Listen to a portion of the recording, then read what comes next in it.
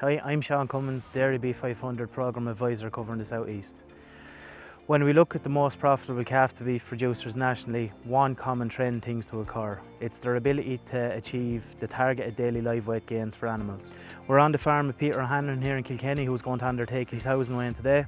The weight gains required in calf-to-beef systems can be broken down into a number of key areas. The first area we'll look at is during the calf rearing period. This is the period from the calf arrives on farm, encompassing the milk feeding period until it's weaned.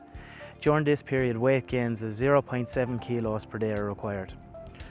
Once calves are weaned and turned out to grass, we then focus on the weight gains up to mid-season, which we're aiming for a gain of 0.7 kilos per day.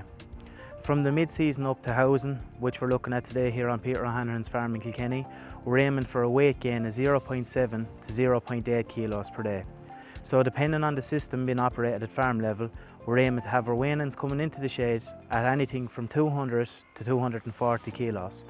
The lighter weights I touched on, the 200 kilo weight, is generally a later born early maturing calf, especially our early maturing heifers, whereas our heavier weights, so our 230 to 240 kilo weight, would be expected from our Holstein Friesians, which are typically born in the early part of the calving season. It's important that these target weights are achieved at farm level. Where these weights aren't achieved, it's going to apply unnecessary pressure later down in the system. It's either going to result in a longer finishing period, the production of lighter carcasses, or an increased age of slaughter, all of which has been shown to have negative consequences on the profitability of these systems.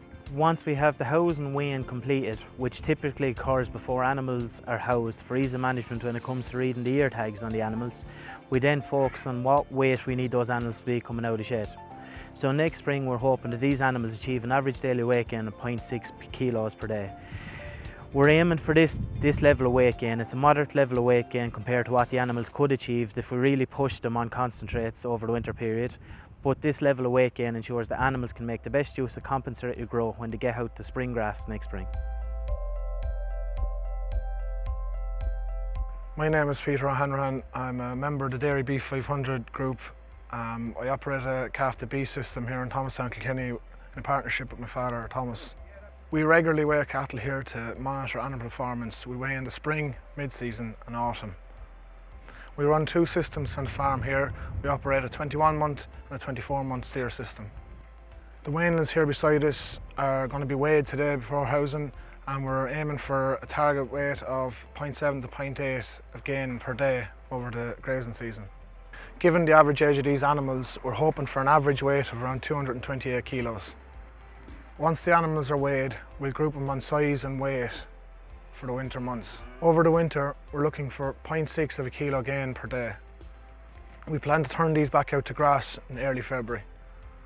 Once these animals are turned out after winter, we're aiming for a kilo of live weight gain per day.